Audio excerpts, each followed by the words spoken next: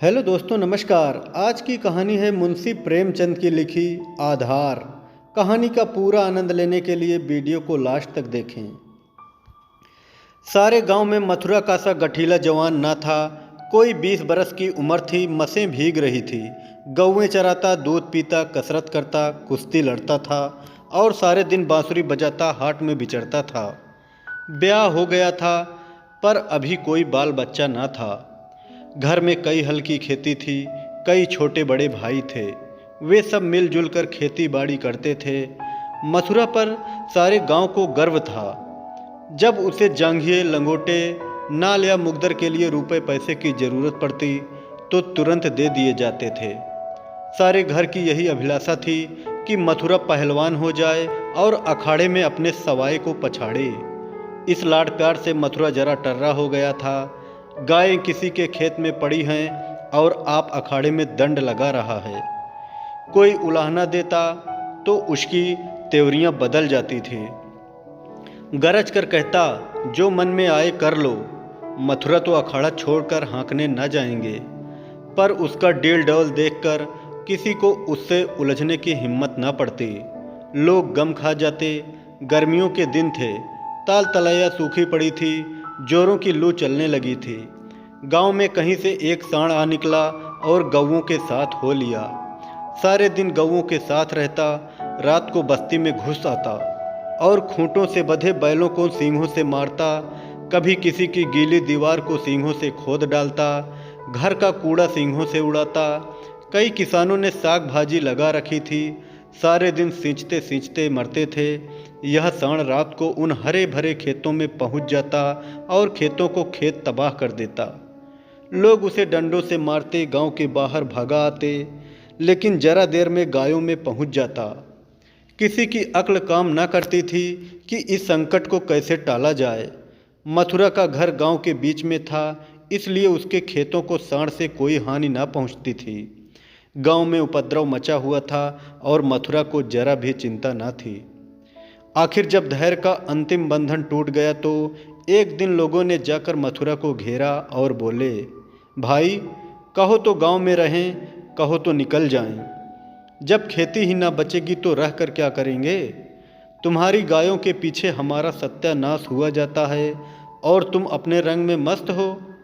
अगर भगवान ने तुम्हें बल दिया है तो इससे दूसरों की रक्षा करनी चाहिए। यह नहीं कि सबको पीस कर पी जाओ।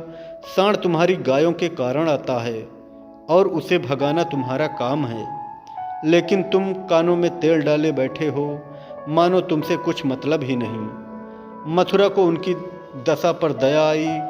बलवान मनुष्य प्रायः दयालु होता है।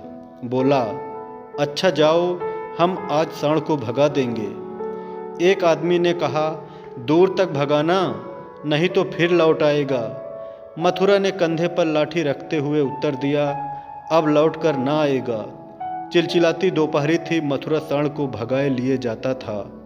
दोनों पसीने से तर थे। सांड बार बार गांव की ओर घूमने की चेष्टा करता, लेकिन मथुरा उसका इरादा ताड़कर दूर ही से उसकी राह छेंक लेता। सांड क्रोध से उन्मत्त होकर कभी कभी पीछे मुड़कर मथुरा पर तोड़ करना चाहता, लेकिन उस समय मथुरा सामाना बचाकर बगल से ताबड़तोड़ इतनी लाठियां जमाता कि सांड को फिर भागना पड़ता। कभी दोनों अरहर के खेत में दौड़ते, कभी झाड़ियों में। अरहर की खूंटियों से मथुरा के पांव लहूलुहान हो रहे थे। झाड़ियों में धोती फट गई थी, पर उसे इस समय सांड का पीछा करने के सिवा और कुछ सुध न थी। गांव पर गांव आते थे और निकल जाते थे। मथुरा ने निश्चय कर लिया कि इसे नदी पार भगाए बिना दम ना लूँगा। उसका कंठ सूख गया था और आंखें लाल हो गई थी। रोम रोम से चिंगारियां सी निकल रही थी। दम उखड़ गया था, लेकिन वह एक क्षण के लिए भी दम न लेना चाहता था। 2-2.5 घंटे के बाद जाकर नदी आई। यहीं हार जीत का फैसला होने वाला था। यहीं से दोनों खिलाड़ियों को अपने दांव पेच के जौहर दिखाने थे। सांड सोचता था, अगर नदी में उतर गया तो यह मार ही डालेगा। एक बार जान लड़ाकर लौटने की कोशिश करनी चाहिए। मथुरा सोचता था, अगर वह लौट पड़ा तो इतनी मेहनत व्यर्थ हो जाएगी और गांव के लोग मेरी हंसी उड़ाएंगे। दोनों अपने अपने घात में थे। सांड ने बहुत चाहा कि तेज दौड़कर आगे निकल जाऊं और वहां से पीछे को फिरूं, पर मथुरा ने उसे मुड़ने का मौका न दिया। उसकी जान इस वक्त सुई की नोक पर थी। एक हाथ भी चूका और प्राण गए। जरा पैर फिसला और फिर उठना नसीब ना होगा। आखिर मनुष्य ने पशु पर विजय पाई और सांड को नदी में घुसने के सिवाय और कोई उपाय न सूझा। मथुरा भी उसके पीछे पीछे नदी में बैठ गया और इतने डंडे लगाए कि उसकी लाठी टूट गई। अब मथुरा को जोरों से प्यास लगी। उसने नदी में मुंह लगा दिया और इस तरह हाँफ हाँफ कर पीने लगा मानो सारी नदी पी जाएगा। उसने अपने जीवन में कभी इतना पानी अच्छा ना लगा था और ना कभी उसने इतना पानी पिया था। मालूम नहीं 5 सेर पी गया या 10 सेर, लेकिन पानी गर्म था, प्यास ना बुझी। जरा देर में फिर नदी में मुंह लगा दिया और इतना पानी पिया कि पेट में सांस लेने की जगह भी ना रही। तब गीली धोती कंधे पर डालकर घर की ओर चल दिया। लेकिन 10 की 5 पग चला होगा कि पेट में मीठा मीठा दर्द होने लगा। उसने सोचा दौड़कर पानी पीने से ऐसा दर्द अक्सर हो जाता है, जरा देर में दूर हो जाएगा। लेकिन दर्द बढ़ने लगा और मथुरा का आगे जाना कठिन हो गया। वह एक पेड़ के नीचे बैठ गया और दर्द से बेचैन होकर जमीन पर लौटने लगा। कभी पेट को दबाता, कभी खड़ा हो जाता, कभी बैठ जाता, पर दर्द बढ़ता ही जाता था। अंत में उसने जोर जोर से कराहना और रोना शुरू किया, पर वहाँ कौन बैठा था जो उसकी खबर लेता। दूर तक कोई गांव नहीं, ना आदमी ना आदमजात। बेचारा दोपहरी के सन्नाटे में तड़प तड़प कर मर गया। हम कड़े से कड़ा घाव सह सकते हैं, लेकिन जरा सा भी व्यतिक्रम नहीं सह सकते। वहीं देव का सा जवान जो कोसों तक सांड को भगाता चला आया था, तत्वों के विरोध का एक बार भी न सह सका। कौन जानता था कि यह दौड़ उसके लिए मौत की दौड़ होगी। कौन जानता था कि मौत ही सांड का रूप धार कर उसे यूं नचा रही है। कौन जानता था कि जल जिसके बिना उसके प्राण होठों पर आ रहे थे, उसके लिए विष का काम करेंगे। संध्या समय उसके घर वाले उसे ढूंढते हुए आए। देखा तो वह अनंत विश्राम में मग्न था। 1 महीना गुजर गया, गांव वाले अपने काम धंधे में लग गए। घर वालों ने रो धोकर सब्र किया, पर अभाग्नि विधवा के आंसू कैसे पूछते। वह हरदम रोती रहती, आंखें चाहे बंद भी हो जाती, पर हृदय नित्य रोता रहता था। इस घर में अब कैसे निर्वाह होगा, किस आधार पर जीऊंगी। अपने लिए जीना या तो महात्माओं को आता है या लंपटों को ही। अनूपा को यह कला क्या मालूम। उसके लिए तो जीवन का एक आधार चाहिए था, जिसे वह अपना सर्वस्व समझे, जिसके लिए वह जिए, जिस पर वह घमंड करे। घर वालों को यह गंवारा न था कि वह कोई दूसरा घर करे। इसमें बदनामी थी। इसके सिवाय ऐसी सुशील, घर के कामों में कुशल, लेन देन के मामलों में इतनी चतुर और रंग रूप की ऐसी सराहनीय स्त्री की किसी दूसरे के घर पड़ जाना ही उसे असहाय था।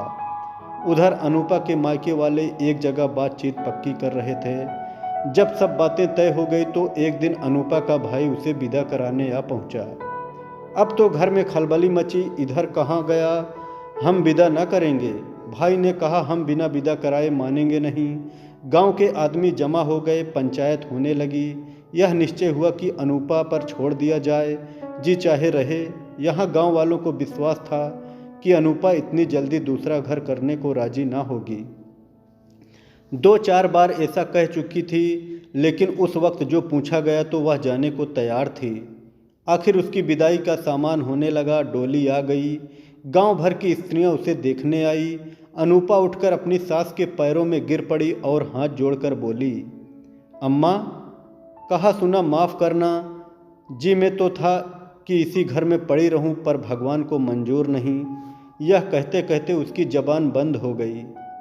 सास करुणा से विह्वल हो उठी, बोली, बेटी, जहाँ जाओ वहाँ सुखी रहो। हमारे भाग्य ही फूट गए, नहीं तो क्यों तुम्हें इस घर से जाना पड़ता।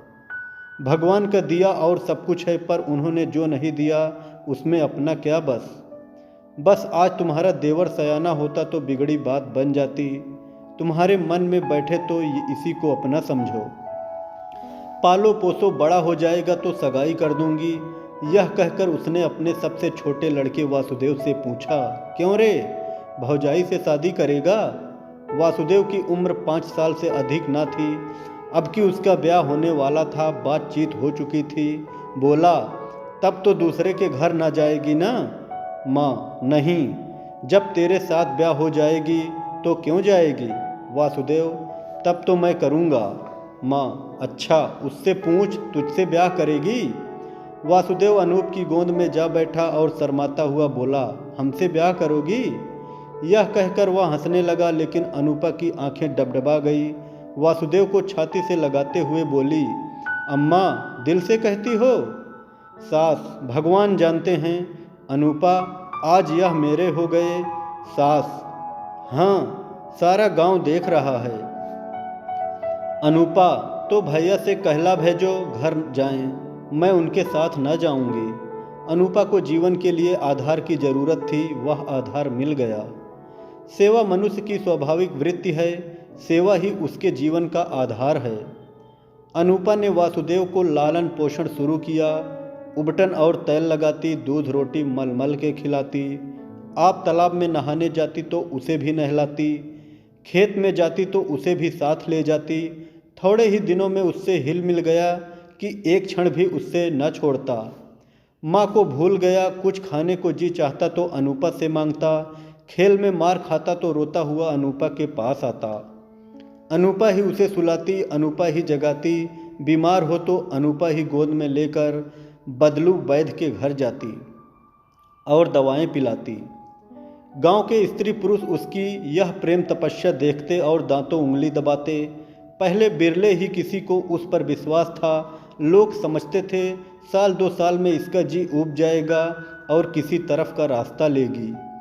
इस दुधमुहे बालक के नाम कब तक बैठी रहेगी? लेकिन यह सारी आशंकाएं निर्मूल निकली। अनूपा को किसी ने अपने व्रत से विचलित ना देखा। जिस हृदय में सेवा का स्रोत बह रहा हो, स्वाधीन सेवा का, उसमें वासनाओं के लिए कहाँ स्थान? वासना का वार निर्मम, आशाहीन, आधारहीन प्राणियों पर ही होता है। चोर की अंधेरे में ही चलती है, उजाले में नहीं। वासुदेव को भी कसरत का शौक था।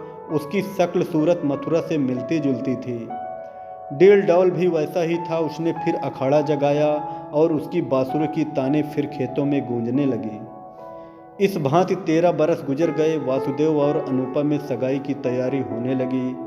लेकिन अब अनूपा वह अनूपा न थी जिसने 14 वर्ष पहले वासुदेव को पति भाव से देखा था। अब उस भाव का स्थान मातृभाव ने लिया था। इधर कुछ दिनों से वह एक गहरे सोच में डूबी रहती थी। सगाई के दिन ज्यों-ज्यों निकट आते थे उसका दिल बैठा जाता था। अपने जीवन में इतने बड़े परिवर्तन की कल्पना ही से उसका कलेजा दहक उठता था। जिसे बालक की भांति पाला पोसा, उसे पति बनाते हुए लज्जा से उसका मुख लाल हो जाता था।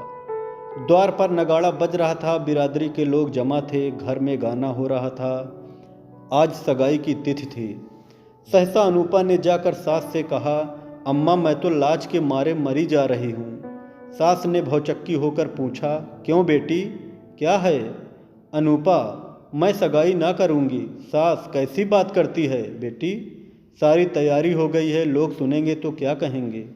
अनूपा, जो चाहे कहें, जिनके नाम पर 14 वर्ष बैठी रही उसी के नाम पर अब भी बैठी रहूँगी। मैंने समझा था मर्द के बिना औरत से रहा ना जाता होगा। मेरी तो भगवान ने इज्जत आबरू निभाह दी। जब नई उम्र के दिन कट गए तो अब कौन चिंता है? वासुदेव की सगाई कोई लड़की खोज कर दो। जैसे अब तक उसे पाला उसी तरह अब उसके बाल बच्चों को पालूंगी। कहानी कैसी लगी कमेंट में ज़रूर बताएं।